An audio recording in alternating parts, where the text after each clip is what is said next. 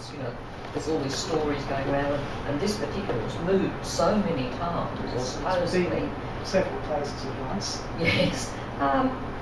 And you say no one's allowed to have a look at what's in Rome at the moment, so they're not going to open it up for any testing or... No. And that hasn't been done. No sort of modern testing to see whether this is actually goes back a couple of thousand years. No. What is in Rome? Rome? No, this isn't confined to the Lancet books. Rome treats most relics in more or less the same way. Yeah. The Turin shroud is, of course, an exception, but even there, access was only given after quite a lot of negotiation.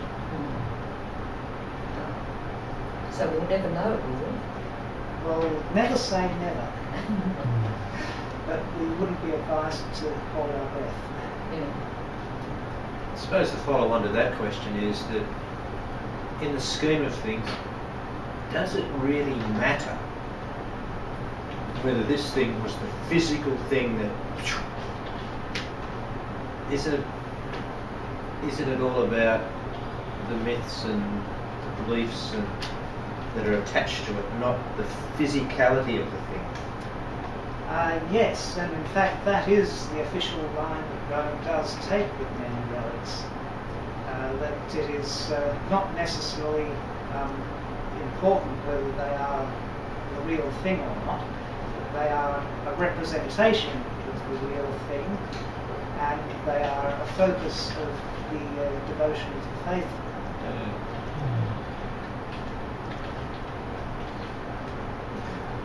Not wanting to steal your thunder from this afternoon, but did I understand you to say that what is behind your right shoulder there is a replica of what's in Vienna?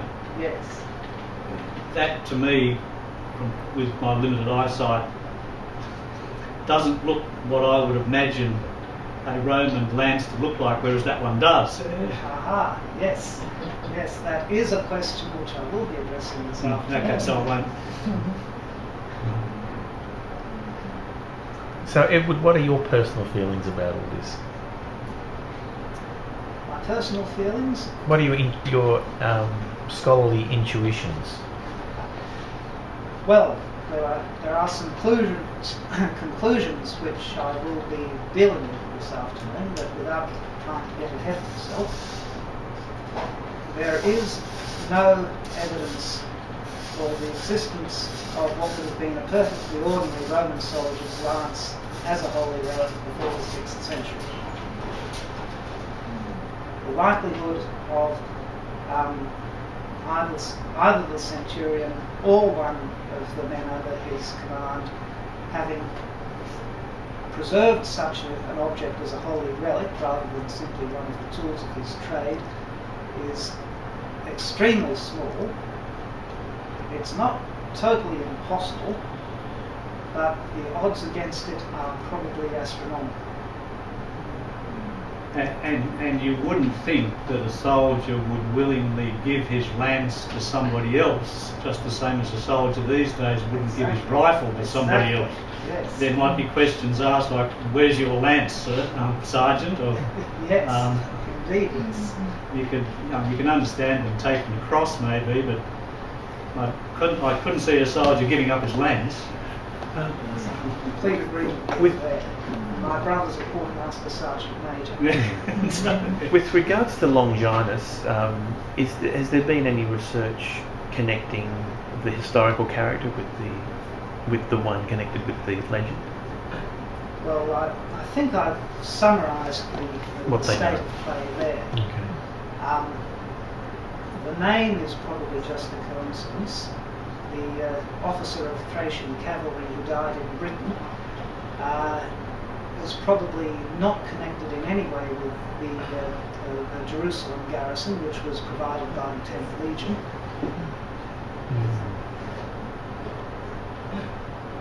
Did that serve in Britain? 10th Legion?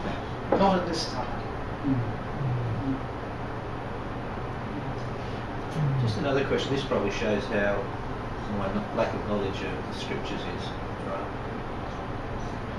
The person on the centre cross, Yes. we attach certain significance to that. in that time, was he just another criminal? From the Roman point of view, yes. So it's from getting back to this gentleman's question. Why, the spear from the soldier's point of view was just a spear Yes. that I'm going to use the next day for something else. Yes. He would have cleaned it when he was cleaning the rest of his kit and put it away. So it's just another day in the life of. But yes, but the From text. crucifixion duty, and That's right, sure, but yeah. they attached the fact that it was he that said that he is truly the son of. The centurion, yes. Yes, so it would have shown that he had some sort of epiphany after the act. Is that right? So it could have changed. Yes, It- of it course, could that's have. the very core of the legend of St. Longinus. I mean, there are things that happen to people, I would believe, on a battlefield in the act of killing someone where they do have an instantaneous, something grips them about the act that changes the course of their life. I mean, that's really what is the issue This here. is possible. This is why I say that the chance isn't non-existent, just that it's vanishingly small. Remember, we don't know that the centurion and the soldier who wielded the spear were the same person. In fact, it's perhaps more likely than not that they weren't. Yeah, centurion wouldn't be on that sort of duty. There's It one would be centurion just with a a lowly party of corporal grants or on. lance corporal or private soldier would be assigned to crucifixion duty. So, yes.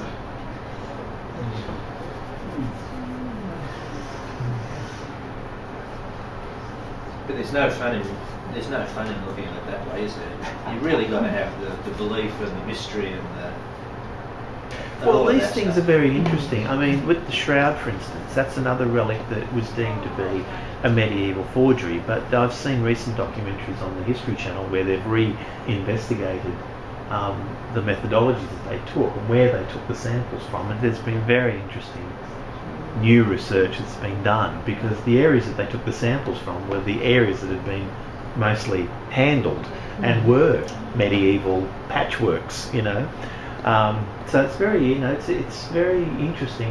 These relics themselves and the history of these relics is an interesting source of research. Whether they're the authentic thing, they might not be, but they have interesting histories when it comes to the veneration of objects and their travels and why people, initiate. Obviously, all relics to a certain degree were like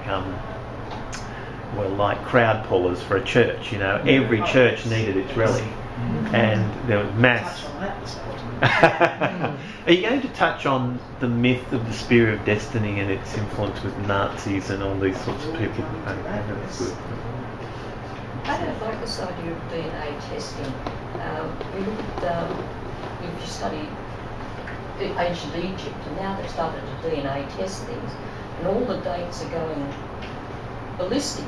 And what I learned, I refuse to listen to it because I can't change my mind that the dates that all these things happened, and now they're going to do DNA testing and changing history, or what we were taught, I should say. Yeah. So I'm a bit thin about finding out exactly where things were or when they were, because maybe because of Egypt, and then now with all this DNA testing. You have to be malleable to new investigations and new knowledge, and sometimes it does rock the foundations. So be it. I mean, I think it's exciting when people bring new But knowledge. then when you get to a things. certain age, changing your mindset. Yeah. It's 40 not years. Aboriginal heritage, and where they're sort of now thinking it's beyond 60,000 years, Yeah. and so that's sort of changing a short span of time. Because it's very difficult to date. It puts value to a culture, doesn't it? To sort of say, it's right. So they went and tested the poor old thing in sitting in Rome, and then found out it wasn't. So Edward, how do we get our? How do we order our own land? It's like- If you're interested, I'll get you the details of the people I got this from. I mean, how'd you get that on the bus? Is what I.